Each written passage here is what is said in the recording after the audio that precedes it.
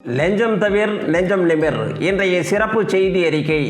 தமிழ்நாட்டில் மக்களவைத் தேர்தலில் போட்டியிடும் வேட்பாளர்கள் தங்கள் வேட்பு மனுக்களில் சொத்து மதிப்பையும் குறிப்பிட்டுள்ளனர். மத்திய சென்னை திமுக வேட்பாளர் தயாநிதி மாறன் தனக்கு 7,81,00,000 ரூபாய் மதிப்புக்கு சொத்துக்கள் உள்ளதாகவும், ஸ்ரீபெரும்புதூர் திமுக வேட்பாளர் TR பாலு தனக்கு 17,40,00,000 ரூபாய்க்கு சொத்துக்கள் உள்ளதாகவும் குறிப்பிட்டுள்ளனர்.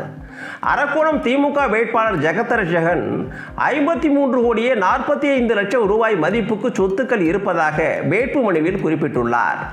5 ஆண்டுகளில் அவரது சொத்து மதிப்பு 39,83,00,000 ரூபாய் உயர்ந்துள்ளது. தூத்துக்குடி திமுக வேட்பாளர் கனிமொழியின் வேட்புமனுவில் தனது சொத்து மதிப்பு 57,32,00,000 ரூபாய் என தெரிவித்துள்ளார். அவரது சொத்து மதிப்பும் 5 ஆண்டுகளில் 25,62,00,000 ரூபாய் அதிகரித்துள்ளது.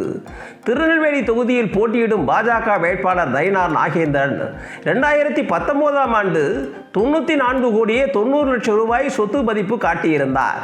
இந்த தேர்தலில் 13,91,00,000 ரூபாய் மட்டுமே சொத்துக்கள் உள்ளதாக குறிப்பிட்டுள்ளார். முன்னோர் சொத்துக்களிலிருந்து வந்த பங்கு தமது முயற்சியால் வேளாண்மை, வணிகம், சேவை தொழில்கள் செய்து பொருளீட்டுதல் ஆகியவற்றால் ஒருவருக்கு செல்வம் சேரும். பொருளில்லாருக்கு இவ்வுலகம் இல்லை என்கிறார் திருவள்ளுவர். அறம், கொடை ஆகியவற்றை செய்வதற்கு மட்டுமல்லாமல் இல்லறத்தை நடத்துவதற்கே இக்காலத்தில் பொருளுடையவராக இருக்க வேண்டும். அப்படி இருக்கும்போது அரசியலில் ஈடுபட்டு தேர்தலில் நின்று வெற்றி பெறுவதற்கும் பொருளுடைமையே முதல் தகுதியாக கருதப்படுகிறது. மக்களுக்கு தொண்டு செய்வதையே நோக்கமாக கொண்டவர்கள் அரசியலில் இருந்தது பொற்காலம். அக்காலத்தில் பெரும் பொருள் படைத்த செல்வந்தர்களும் தொண்டுள்ளம் படைத்த ஏழை பங்காளர்களும் தேர்தலில் தோற்ற வரலாறும் உண்டு. அந்த காலத்தில் அரசு தரும் சம்பளத்தையும் போக்குவரத்து பணியையும் வாங்காமல் தங்கள் சொந்த செலவில் டெல்லிக்கு பாராளுமன்றம் சென்று வந்த செல்வந்தர்களும் இருந்தனர்.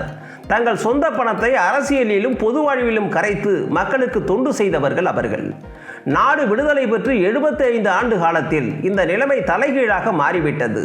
சாராயம் விற்றவன், கட்ட பஞ்சாயத்து செய்தவன், மிரட்டி பணம் பறித்தவன், கூலிப்படையாக இருந்து கொலை செய்தவன் எல்லோரும் தங்களை தற்காத்துக் கொள்ள ஏதோ ஒரு அரசியல் கட்சியில் சேர்ந்து அடைக்கலம் பெறும் போக்கு இப்பொழுது உள்ளது. கட்சி தலைமையின் நெருக்கத்தால் தேர்தலில் வென்று தலைவராக உருவெடுக்கிறார்கள். இத்தகையோர் மக்களுக்கு தொண்டாற்றுவதை விட தங்கள் குடும்பத்துக்கு சொத்து சேர்ப்பதையே குறிக்கோளாக கொண்டுள்ளனர். அரசு பணிகளை ஒப்பந்தம் எடுப்பது, சுரங்கங்களை குத்தகைக்கு எடுப்பது, நெடுஞ்சாலை சுங்கச்சாவடியை குத்தகைக்கு எடுப்பது ஆகியவற்றின் மூலம் தாங்கள் பதவியில் இருக்கும் காலத்தில் பெரும் பொருள் ஈட்டுகின்றனர்.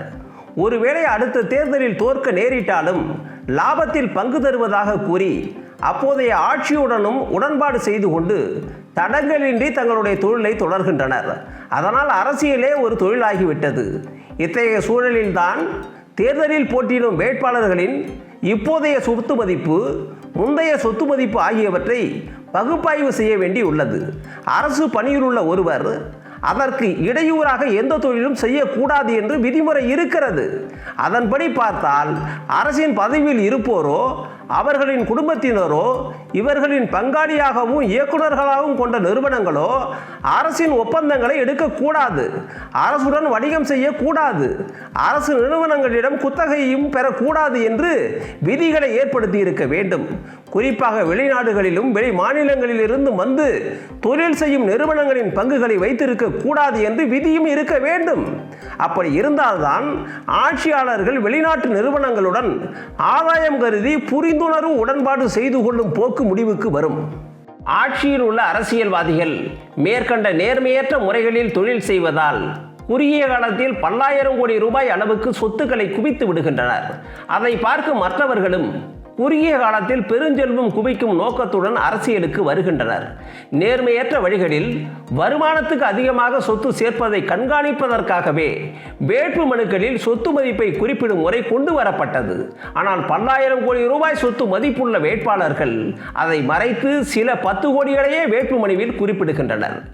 வேட்பு மனுவில் குறிப்பிட்டுள்ளதை தவிர வேட்பாளர் பெயரில் மற்ற சொத்துக்கள் ஏதேனும் இருப்பது தெரிய வந்தால் அவரது பதவி பறிபோகும் என்றும் அந்த சொத்துக்கள் பறிமுதல் செய்யப்படும் என்றும் விதிகள் வகுக்கப்பட வேண்டும்.